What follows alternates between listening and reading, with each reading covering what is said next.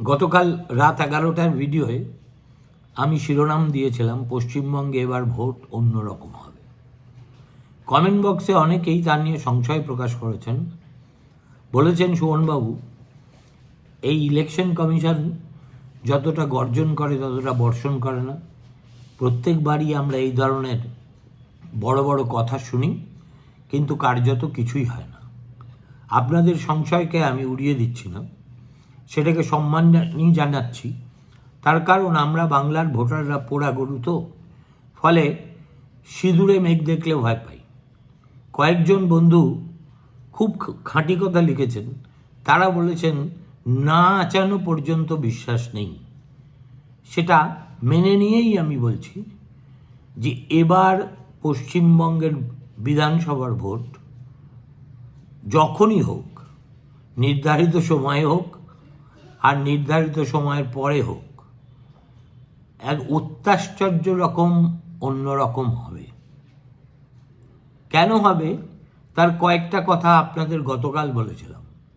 আজকে তার সঙ্গে আরও যে অ্যাডিশনাল তথ্য আমি পেয়েছি সেগুলো জুড়ে দিয়ে আপনাদের সামনে পেশ করতে চাই। গতকাল জেলা শাসক এবং এসপিদের কার্যত মহড়া নেওয়ার পরে আজকে নির্বাচন কমিশনারের শেষ মিটিং ছিল। ডিজি, চিফ সেক্রেটারি, কলকাতা পুলিশের কমিশনার এবং এই ধরনের একেবারে উচ্চপদস্থ কিছু পুলিশ অফিসার এবং আমলার সঙ্গে। সেখানে তিনি তাদেরকে একটাই প্রশ্ন করেন। তিনি বলেন যে 2021-এর ভোট, তারপরে 2024-এর ভোট, এই দুটো ভোটে ভায়োলেন্সের জন্য, একেবারে বাঁধন ছাড়া ভায়োলেন্সের জন্য পশ্চিমবঙ্গের যে দুর্নাম হয়েছে, সেই দুর্নাম কি আপনারা ঘোচাতে পারবেন? তখন নন্দিনী চক্রবর্তী মৃদুস্বরে বলার চেষ্টা করেন যে sir, we will try to follow all your instructions. তখন তাকে থামিয়ে দিয়ে এই জ্ঞানেশ কুমার বলেন, আমি তো সে প্রশ্ন করিনি, আমি বলেছি আপনারা পারবেন কি পারবেন না, ইয়েস অর নো। আর তারপরেই যে বমশেলটা তিনি দিয়েছেন সেটা প্রশাসন এবং পুলিশের পিলে চমকে দেওয়ার পক্ষে যথেষ্ট। তিনি বলেছেন 21 এবং 24-এ যতগুলো নির্বাচনী ভায়োলেন্সের ঘটনা ঘটেছে তাতে কোন কোন পুলিশ অফিসার, কোন কোন প্রিজাইডিং অফিসার, কোন কোন রাজ্য সরকারি কর্মচারী এরা ইনভলভ ছিলেন এবং শেষ পর্যন্ত এই কেসগুলোর কি গতি হয়েছে সে সংক্রান্ত একটা রিপোর্ট আমার অবিলম্বে চাই। তখন ডাইরেক্টর জেনারেল বলেন যে এক্ষুনি তো আমার পক্ষে সেই রিপোর্ট দেওয়া সম্ভব নয়, তবে সমস্ত কিছু কম্পাইল করে আমি অবশ্যই আপনার কাছে যত তাড়াতাড়ি সম্ভব রিপোর্টটা দেব। এই কথা থেকে পরিষ্কার হয়ে যায় যে 2021 এবং 2024 যে অফিসার পুলিশের এবং সিভিল অ্যাডমিনিস্ট্রেশনের এই ভায়োলেন্সের জন্য হয় দায়ী ছিলেন, নয় ভায়োলেন্স দেখেও চোখ বুজেছিলেন, তাদেরকে এবার নির্বাচন কমিশন কড়া সার্ভেইলেন্সে রাখতে চলেছে। এ ঘটনা পশ্চিমবঙ্গে এর আগে কখনো হয়নি। দেখুন, এই যেসব ওসি এবং বিডিও, এসডিওরা মনে করেন যে দিদির সেবা করলেই বাকি বছরটুকু তাদের একেবারে শখের প্রাণ ঘরের মাঠ আর হরিণ লুটের বাতাসা সংগ্রহ করবেন, তাদের এবার একটু প্রবলেম হবে। কিন্তু একে তো কারা কারা এই আগে কে বা প্রাণ করিবেক দান তালিকায় আছে, সেটা নির্বাচন কমিশন বেছে বেছে বেছে বেছে বেছে বেছে তৈরি করে ফেলেছে। সুতরাং কোনো রকম এধার ওধার হলে এবার সমূহ বিপদের সম্ভাবনা। ঠিক একই কথা একটু অন্যভাবে গতকাল ডিএম এবং এসপিদের বলেছিলেন জ্ঞানেশ কুমার। সত্যি কথা বলতে কি, তাদের ক্লাস নিয়েছিলেন। যেমন হাওড়ার ডিএমকে তিনি জিজ্ঞেস করেন, আচ্ছা ইয়ে ছাপ্পা ভোট ক্যা হতা है? তিনি যখন জবাব দিতে পারেননি, তখন একটু হেসে জ্ঞানেশ কুমার তাকে বলেছেন, आप बंगाल में काम करते हो, छप्पा वोट क्या होता है आपको मालूम नहीं, तो आप कैसे संभालेंगे? একই রকম ভর্ৎসনা জুটেছে দক্ষিণ 24 পরগনার এসপিরও, এবং তাদেরকেও জ্ঞানেশ কুমার তাদের কাছ থেকে জানতে চেয়েছিলেন যে আচ্ছা, এই যে পশ্চিমবঙ্গের সঙ্গে ভোটের হিংসা কার্যত সমার্থক হয়ে গেছে, এই দুর্নাম ঘোচাতে আপনারা পারবেন? কেউ কেউ মৃদুস্বরে বলেছেন হ্যাঁ পারব। তখন জ্ঞানেশ কুমার বলেছেন, এইভাবে বললে চলবে না, সবাইকে একসঙ্গে এক স্বরে বলতে হবে তারা পারবেন কি পারবেন না। এটা অনেকটাই যেন রাজনীতিবিদদের স্টাইল। আপনারা নিশ্চয়ই দেখেছেন যে পলিটিশিয়ানরা সাধারণত মঞ্চ থেকে গা গরম করার জন্য শ্রোতাদের বলেন যে আমি আপনাদের এই কথা বলছি, আপনারা সম্মিলিতভাবে তার প্রতিধ্বনি করুন। যদি সেই প্রতিধ্বনিটা যথেষ্ট জোরে না হয়, তাহলে তিনি বলে থাকেন এটা কোনো আওয়াজ হলো, আবার বলুন বলে তিনি আবার একবার সেই কথাটা পুনরাবৃত্তি করেন, জনগণ তখন গর্জন করে। ঠিক একইভাবে সঞ্জীব গতকাল চিফ ইলেকশন কমিশনার আমাদের এই এসপি এবং ডিএমদের এমনভাবে ক্লাস নিয়েছেন, যার পর তাদের পক্ষে একেবারে চোখ কান বুঝে দিদির জন্য জীবন উৎসর্গ করা খুব কঠিন ব্যাপার হয়ে দাঁড়াবে। কেননা তাদেরকে পরিষ্কার বলে দেওয়া হয়েছে যে ভোটের পরে ইলেকশন কমিশন চলে যেতে পারে, কিন্তু ভোটের পরে আপনাদের জীবন, কেরিয়ার কিন্তু খুব একটা মসৃণ নাও থাকতে পারে। এমন কড়া ব্যবস্থা নির্বাচন কমিশন নিতে পারে যেটা আপনাদের বাকি যে পেশাগত জীবন আছে তাতে সর্বক্ষণ একটা কালো ছায়া ফেলে দেবে। সুতরাং আপনারা যদি গোটা এক্সারসাইজটা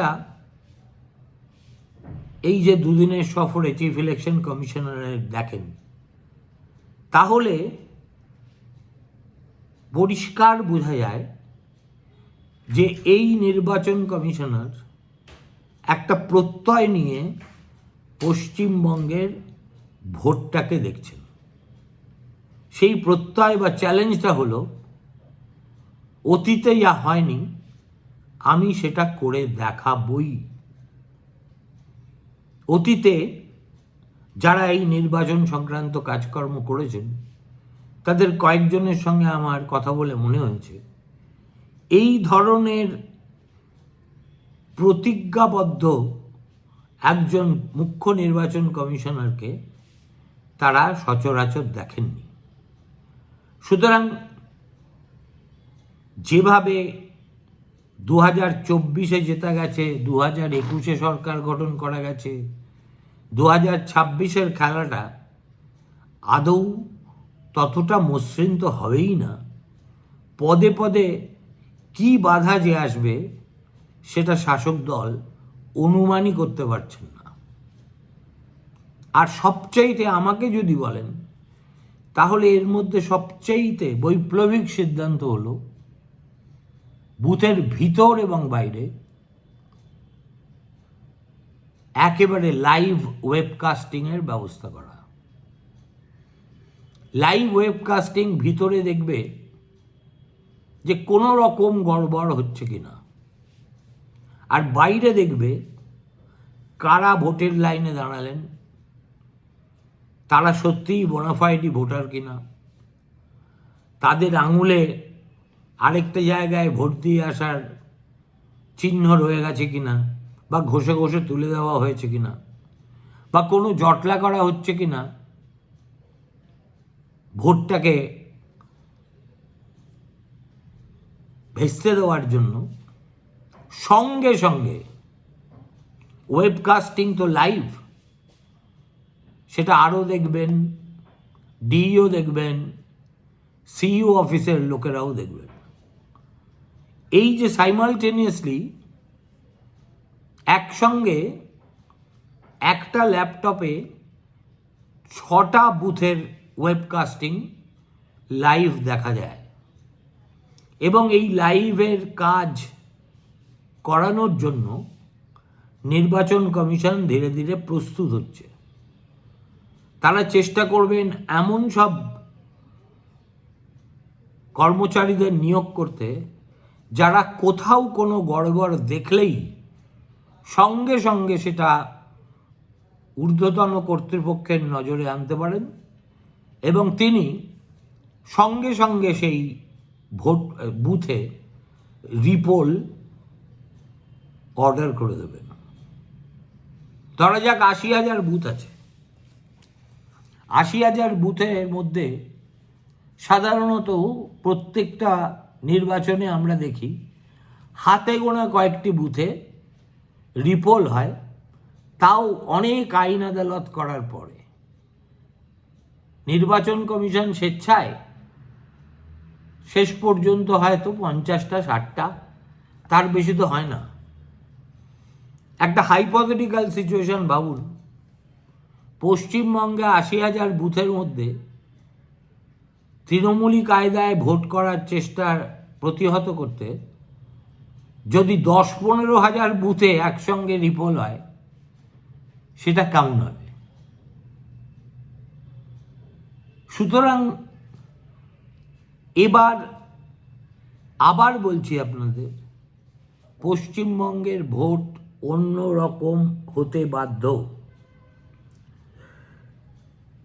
এরপরে যেটা বোঝা যাচ্ছে সেটা হলো পশ্চিমবঙ্গে কি হয় না হয় তার একেবারে মাইনিউটেস্ট ডিটেল জেনে বুঝে চিফ ইলেকশন কমিশনার এখানে এসেছিলেন,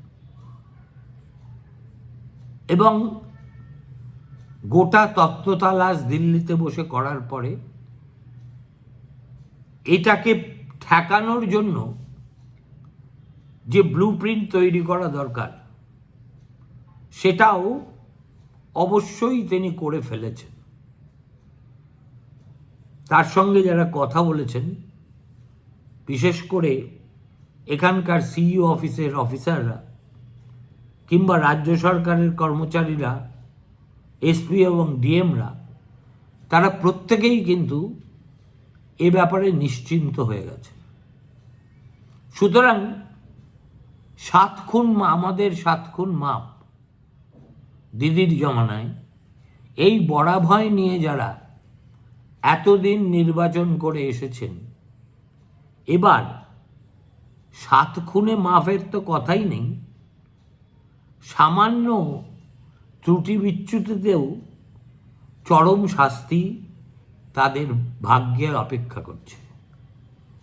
সুতরাং যে কথা আমি গতকাল বলেছিলাম, আজও সেই কথায় আমি অবিচল আছি। আর তারপরে সত্যিই যদি দেখি আপনাদের সংশয় বাস্তবায়িত হচ্ছে, আমার মূল্যায়নও তাহলে সঙ্গে সঙ্গে বদলে যাবে।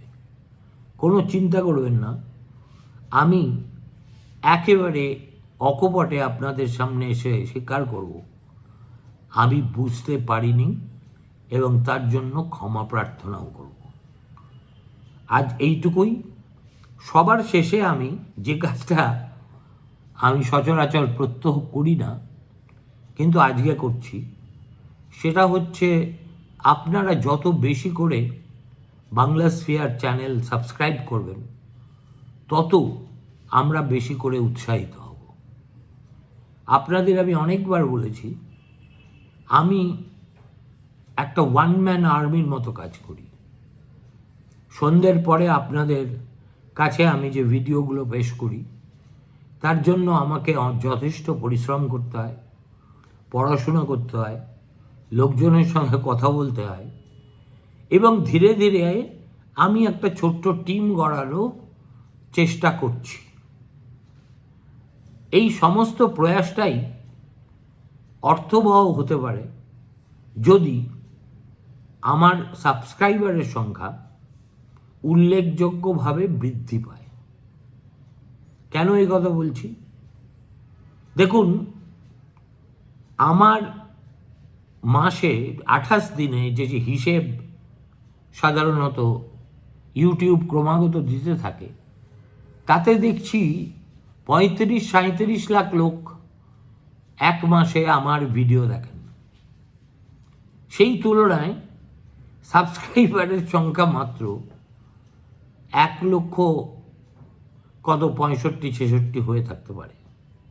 তার মানে যে মানুষেরা আমার ভিডিও দেখেন, তারা অনেকেই এখনো পর্যন্ত কোনো অজ্ঞাত কারণে সাবস্ক্রাইব করেননি। তাদের কাছেই আমার বিনীত অনুরোধ, দয়া করে সাবস্ক্রাইব করুন। করলে আপনাদের কোনো ক্ষতি নেই, আমার সামান্য হলেও কিছুটা লাভ হতে পারে।